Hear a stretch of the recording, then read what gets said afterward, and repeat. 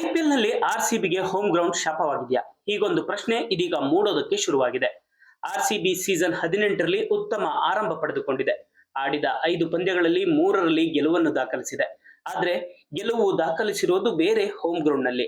ಆದ್ರೆ ತನ್ನದೇ ತವರು ನೆಲದಲ್ಲಿ ಆರ್ಸಿಬಿ ಗೆಲುವು ಲಭ್ಯವಾಗುತ್ತಿಲ್ಲ. ಆಡಿರೋ 2 ಪಂದ್ಯಗಳಲ್ಲಿ 2ರಲ್ಲೂ ಸೋಲನ್ನು ಕಂಡಿದೆ. ಇನ್ನು ಚಿನ್ನಸ್ವಾಮಿ ಸ್ಟೇಡಿಯಂ ಹೇಳಿ ಕೇಳಿ ಚೇಸಿಂಗ್ಗೆ ಹೇಳಿ ಮಾಡಿಸಿದ ಪಿಚ್. ಹಾಗಾಗಿ ಇಲ್ಲಿ ಟಾಸ್ ಮುಖ್ಯವಾಗುತ್ತದೆ. ಪಿಚ್ ಜೊತೆಯಲ್ಲಿ ಆರ್ಸಿಬಿ ಟಾಸ್ ಕೂಡ ಕೈ ಕೊಡ್ತಾ ಇರೋದು ಸೋಲಿಗೆ ಕಾರಣವಾಗಿದೆಯಾ ಅನ್ನೋ ಪ್ರಶ್ನೆ ಮೂಡ್ತಾ ಇದೆ.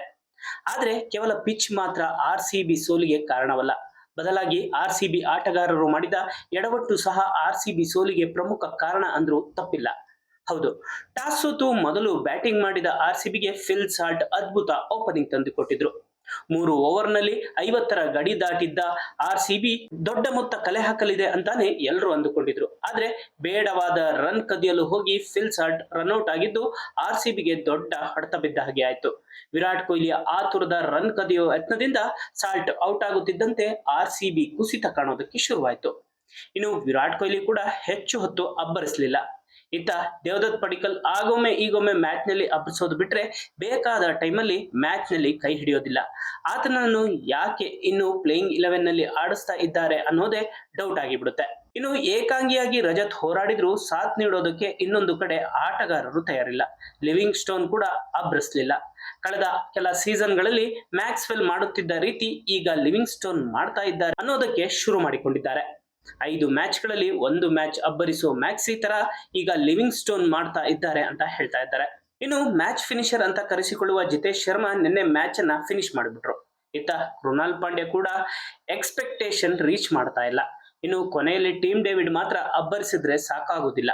ಇವರ ಜೊತೆಯಲ್ಲಿ ಉಳಿದ ಆಟಗಾರರು ಸಹ ಅಬ್ಬರಿಸಿದ್ರೆ ಮಾತ್ರ ಆರ್ಸಿಬಿ ತವರಿನಲ್ಲಿ ಗೆಲ್ಲೋದಕ್ಕೆ ಸಾಧ್ಯ. ಮೊದಲ 3 ಓವರ್ಗಳಲ್ಲಿ ಅಬ್ಬರದ ಬ್ಯಾಟಿಂಗ್ ನೋಡಿ 200ಕ್ಕೂ ಅಧಿಕ ರನ್ ಹೋಗಲಿದೆ ಅಂದುಕೊಂಡವರಿಗೆ ಕೇವಲ 163 ರನ್ ಗಳಿಸಿ ನಿರಾಸೆ ಮೂಡಿಸುವ ಮೂಲಕ ಬ್ಯಾಟಿಂಗ್ ನಲ್ಲೇ ಮೊದಲ ಅರ್ಧ ಮ್ಯಾಚ್ ಆರ್ಸಿಬಿ ಸೋತಿತ್ತು.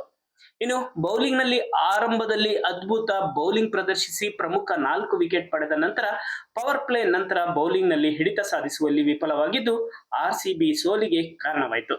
ಇನ್ನು ಲೋಕಲ್ ಹುಡುಗ ಕೆಎಲ್ ರಾಹುಲ್ ಕ್ಯಾಚ್ ಕೈ ಚೆಲ್ಲಿದ್ದು ಸಹ ದುಬಾರಿಯಾಯಿತು.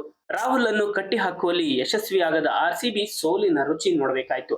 ಒಟ್ನಲ್ಲಿ ಹೋಮ್ ಗ್ರೌಂಡ್ ನಲ್ಲಿ ಗೆಲುವು ದಾಖಲಿಸೋದಕ್ಕೆ ಹರ ಸಾಹಸ ಪಡ್ತಾ ಇರೋ ಆರ್ಸಿಬಿ ಮ್ಯಾಚ್ ನಲ್ಲಿ ಮಾಡಿರೋ ತಪ್ಪನ್ನ ಸರಿಪಡಿಸಿಕೊಂಡು ಮುಂದಿನ ಮ್ಯಾಚ್ ನಲ್ಲಿ ಗೆಲುವಿನ ಲಯಕ್ಕೆ ಬರಲಿದೆಯಾ ಕಾದ್ ನೋಡಬೇಕು.